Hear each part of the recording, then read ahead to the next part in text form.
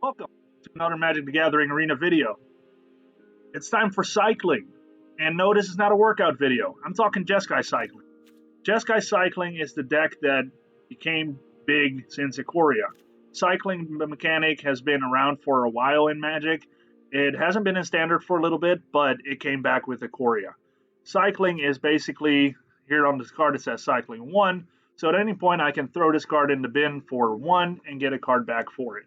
So that's kind of the card selection flexibility that Cycling offers. However, this deck doesn't necessarily focus too much on the card advantage. It focuses on the payoffs from Cycling. So the deck is kind of a low to the ground aggro deck, as you tend to start chaining things together and start chipping away at your opponent through different ways. So first off, you'll notice that there's a companion, Lurrus of the Dream Den. That's because all our permanents are 2 mana or less. That allows us to bring back some of our payoffs if we need to. So Lurrus is a pretty awesome card to have in this deck. Flourishing Fox is one of your payoff cards. If you can get this down early, you can start growing it by cycling. It also is a cycling card by itself. So if you draw it later on and you're like, hey, now is not the time to start building a 1/1 up to something bigger, you can cycle it away. You've got your Drannith Healer, which is a cycler. But also, if it's on the battlefield, you get a life every time you cycle, so that's great against your aggro decks. Valiant Rescuer is one of your main aggro cards. When you cycle another card for the first time each turn, you create a 1/1 human soldier. So ideally, when you have this guy out, you want to cycle once on your turn and one during your opponent's turn. Drannith Stinger just pings your opponent for 1 every time you cycle. And again, all these cards have cycling as well, so that's pretty nice. Startling Development. Typically, you'll just be cycling this away, but if you don't, then it's pretty cool that you can turn like a 1/1 token into a 4/4 for a turn. Go for Blood is a fight spell, but most of the times you'll be cycling it away. Improbable Alliance. So this is the biggest difference between Jeskai Cycling and Boros Cycling. Jeskai Cycling uses this, Boros Cycling obviously does not. With Jeskai Cycling, your second card you draw each turn, you create a 1/1 blue fairy. The nice thing about that is if you have a bit of a grindier game, you can put a lot of 1/1 flyers on the board. That's where Jeskai excels over Boros. Boros is a little bit more fast aggro, and Improbable Alliance for Jeskai allows for a little bit more of the grindier aggro. A little bit more for cycling. Again, you won't really be hardcasting these very much. This is the biggest card in the set, in my opinion. This card, yes, you have the companions that completely reshape every format there is. But Zenith Flare is an absolute bomb in this set for Standard and for Limited. This card, it's an instant that deals X damage to any target, and you gain X life, where X is the number of cards with a cycling ability in your graveyard. So as you're cycling all these cards away, or even have this creature on the board and it gets killed and goes in your graveyard, you're increasing this number pretty rapidly. And then you can start hitting any target for X and gain X life. So let's say it's up to 8. You can take out a huge creature or just smack your opponent for 8 and get 8 life, which is huge. So cycling is really, the more and more you put in the bin, this Zenith Flare really starts taking off. And no matter how far behind you get, this thing can put you right back in the game. Zenith Flare is absolutely insane. And you might see in a couple previous videos where I take on Jeskai decks that Zenith Flare is really, really dangerous and something you always have to keep in mind when playing against this deck. I got some standard lands, so I got the Shocks. The 4 Raugrin Triomes. Typically, you won't see a lot of tapped lands in an aggro deck, but the cool thing is this one I can cycle away. So if I play it early, great, I'm helping myself get some mana. But if I get it later in the game, I can just cycle it away for all these payoffs. And then some basics just to help me get set for whatever I want to cast. Sideboard. I've got some Blazing Volley for some lower to the ground aggro decks. For the Mirrored is actually pretty good because a lot of the tokens are 1/1s. Grafdigger's Cage, just mainly deal with the pesky Agent of Treachery decks right now, because all of those get cast from the library. Devout Decree, exile target creature or planeswalker that's black or red, pretty straightforward. Some more color hate. Scorching Dragonfire for removal. This goes against some of the control stuff. And Deafening Clarion is also against the aggro matchup. I won't very often use to deal 3 damage to each creature unless I'm really far behind, but it's mainly to give my creature some lifelink if I need to. So, yeah, I'm really excited about this deck. It's a really cool deck. Everybody really enjoys playing it. I think it's pretty cool. It brings something new to aggro.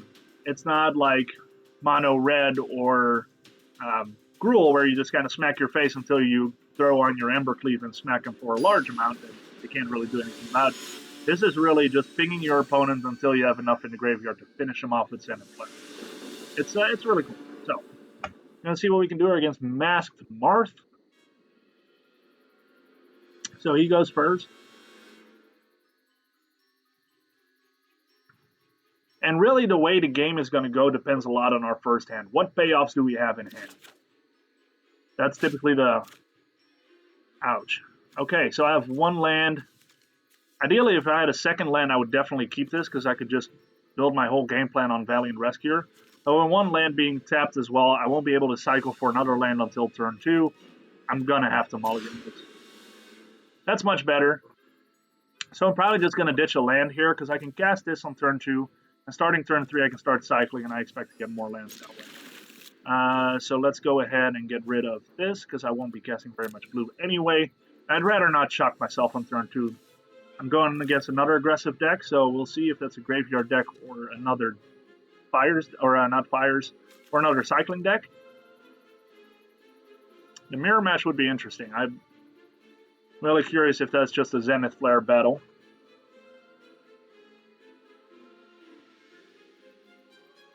Thinking about what land to drop. Or if he's still deciding to keep. I don't know. I actually didn't read if he kept his hand or not.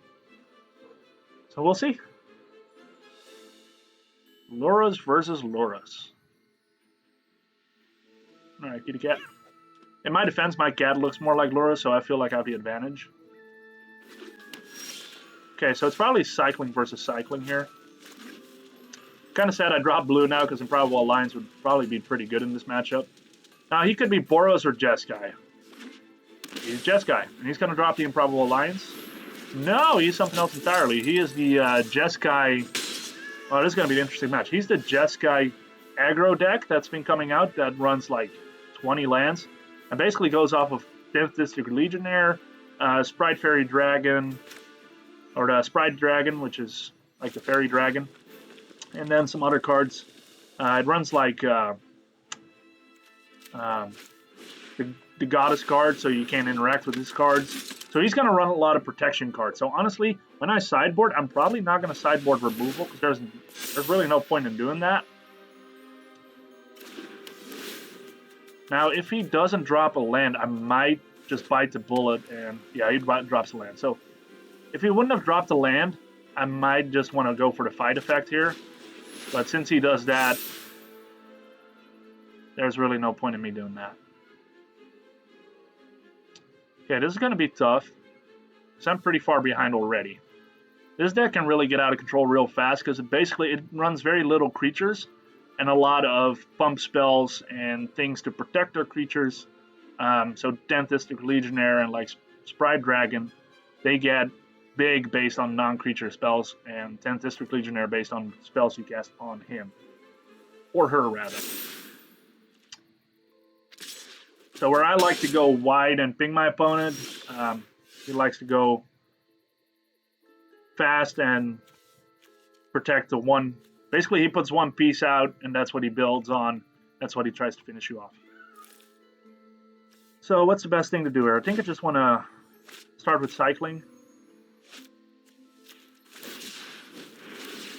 See what I get here. Okay, so an untapped land, that's pretty sweet. I'm going to go ahead and attack, because I might as well. And then... So I actually, if I survive long enough, I might want to hardcast this at one point. Target up to Terra. So I really would need 2 turns. I'm probably not going to live that long, so this is probably not going to get hardcasted. So I'm just going to go ahead and go for blood again. And then on his turn, I'll cycle as well, so I get another 1/1. I'll cycle that on his turn. Oh. If you have any kind of removal here, I'm in trouble. That's not good either, but that's not the worst. So next turn, he's going to want to attack with this so he can recast this. Really don't want to allow that. So I'm probably just going to attack with both of these guys, have him try to block and play Startling Development. I don't know if he expects that. He'll probably block this so he keeps it alive. That seems like a pretty simple block to me.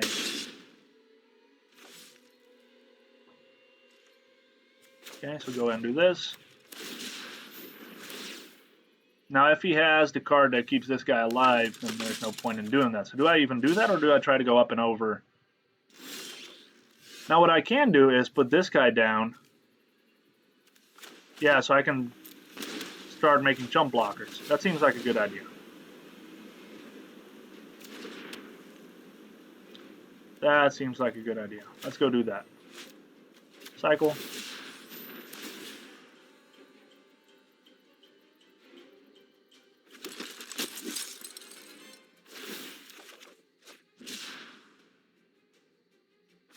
Okay, so now I got the jump blocker, that's good. And then I'll keep one cycling card for his turn, so I keep creating 1/1s. Now, do I attack and offer to trade? I think I... Do I? No, I'm going to wait for him to attack. And I might trade with the Dreadhorde Arcanist.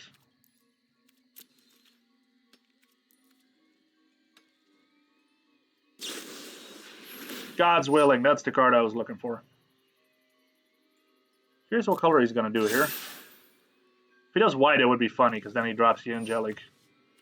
Probably not that silly, though. I've seen it done. Blue. Yeah, fair enough. So next turn, he's probably going to want to do blue again. And that will kill me. Yeah, that's the game. Okay, so let's move on to the next one. So I think here I do want to bring in a Mystical Disputes. So I can stop that stuff. Let's drop you guys. Aether Gusts are actually really good. And... I mean, do I truly want to play around to God's Willing? This doesn't protect him. Yeah, it does. Deafening Clarion is, it deals damage to each creature. So it actually does offer protection if you grant protection to red or white. What's this? Creature cards, players can get spells, so that doesn't count. This is tricky. Is this too slow? I don't think so. I think I want to slow it down if I can. So I put the Aether Gusts in because of the red stuff. Do I play the Mystical Disputes? Scorching Dragonfire. Yeah, his equipment is white, or not equipment, his auras are white, so this will make him drop off. That seems good. So I think I'm going to drop off a healer.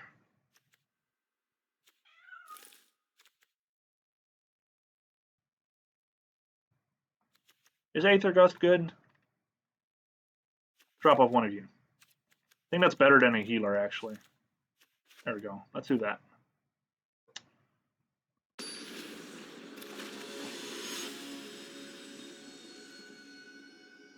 Okay. So let's try this again. I get to go first. It's a decent hand. Make it happen. At least I'll be able to get my guy up pretty big if he doesn't have removal. Which he might. Next turn I'm probably still going to play the untapped land so I can get the Drannith Stinger out. That way I'm not really putting all my eggs in one basket. Now the healer, I think I'm just going to cycle that away. Yep, there he is. If he attacks, I'll block. I'll trade every time. Okay.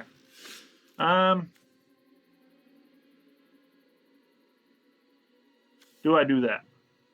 Think so. Let's shock this in. So I can at least cycle with it once. Yep, make sure I keep red open. Let's go ahead and cycle. Ping him for 1. Fox goes big. Then... I think I want to do this to get rid of the 10th District Legionnaire. I think that makes sense. Do I keep the Fox or the Stinger? I think I keep the Fox. There we go. Before he gets too big. Seems good. Now hoping he doesn't have removal for my Fox, because that puts me in a pretty bad spot. Because it'll be... Well, I could bring it back next turn with Lurrus, but... No, I could not. Don't have the right lands for it. Okay, another one of those guys. Leaving land open for God's Willing. So I think I'm going to go ahead and do this. I don't think I'm going to cycle it. Well, I might. Let's go ahead and do this. And then attack.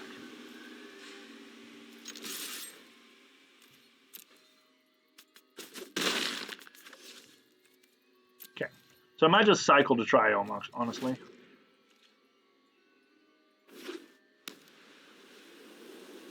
Alright. I'm going to make it fly again.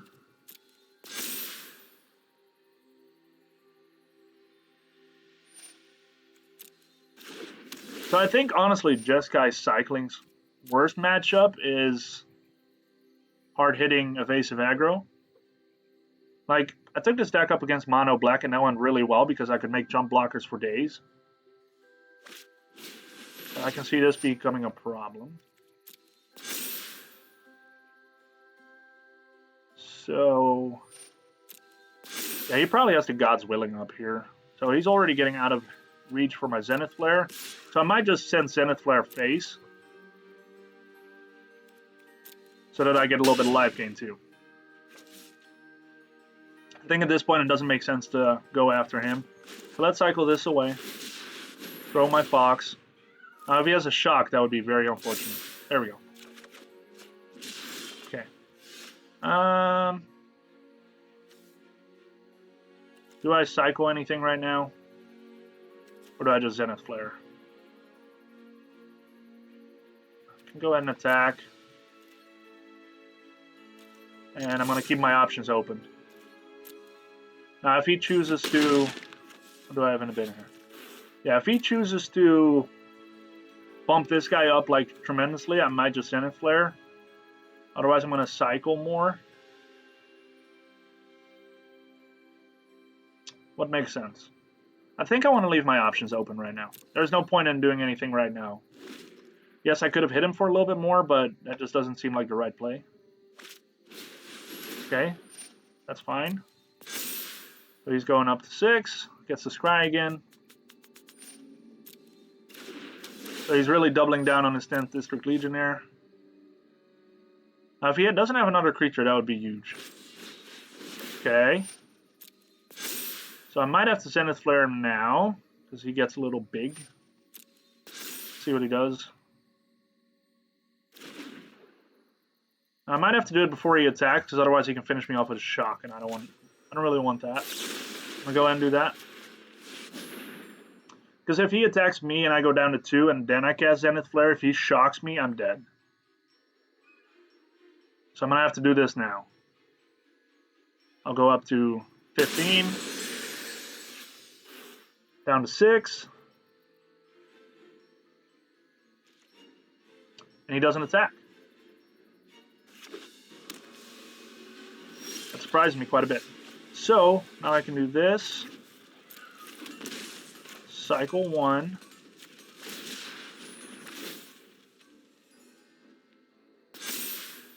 And Flare for lethal. Now, if he has Light of Hope, that would be unfortunate, but I don't know why he would play that. Maybe for the counter. Oh, there we go. Sweet.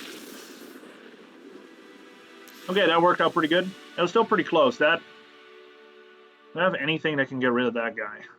I don't think I do. It just has too much protection for it. Jump blockers don't really make sense because he can just put the God's Willing on it and protect himself from blue. I think I just need to outpace him. Is there anything here that prevents me from outpacing him? Aether Gusts. I think I'm just going to get rid of my removal and stick with the plan of cycling. Maybe get some counters in here.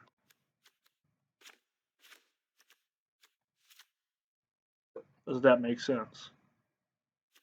Lifelink. Let's do that for the lifelink. I don't know if it's the right decision to make, but we'll go for it. Again, there's a bit of a odd matchup. This deck hasn't been around very long that my opponent is playing. It's a really interesting deck.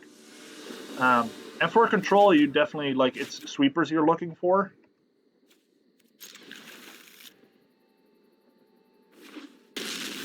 Okay. Now, I think I'm going to follow suit. I think I'm going to go with the Valiant Rescuer plan here. Or I can double Fox. Do I double Fox instead? Get 2 big guys? Or just a bunch of little guys? 2 big guys? 1 little guy. Huh. Doubling down on Flourishing Fox seems good. You could be running like Fry. Okay. Flourishing Fox or Valiant Rescuer. The Flourishing Fox did really good for us. I think I'm going to go that route. And again, then I'm focusing on 2 dudes instead of 1. And I might hold on cycling him away. So I might still go that route, depending on what we're going to do. Honestly, Dreadhorde Arcanist is a lot less big of a threat. Now, that's a big threat. That's a problem.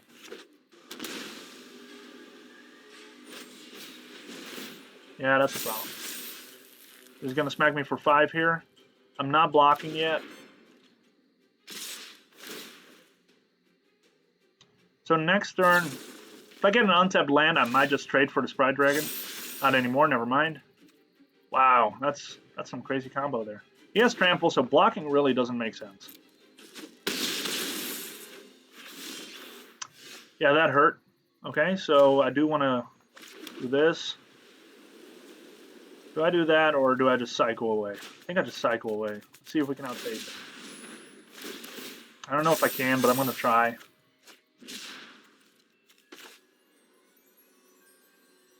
going to keep that one. Going to cycle you.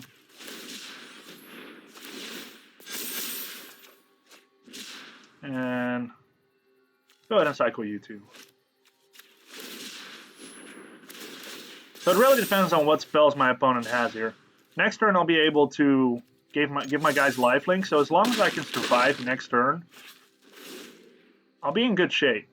If I can survive and my creatures stay alive. Okay. That's okay. If he doesn't have a pump spell here, I'm in pretty decent shape. That's a problem.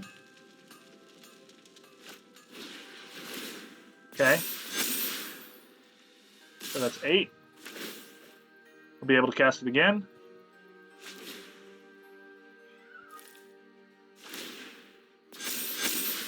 Eight, 3, 11.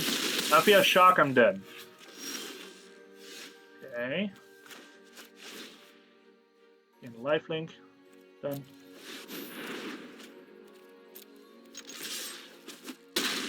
Oh my goodness. I don't know if my opponent just didn't do the math on that attack. Or just gave up. That was very odd. That was super close. I really felt like I was going to lose that last one. Yeah, my opponent was playing a really, really cool Jeskai aggro deck. I saw that deck recently on Jeff Hoagland's channel. So I would really check that out. If I were you, that's really a deck that I'm probably going to be playing soon too.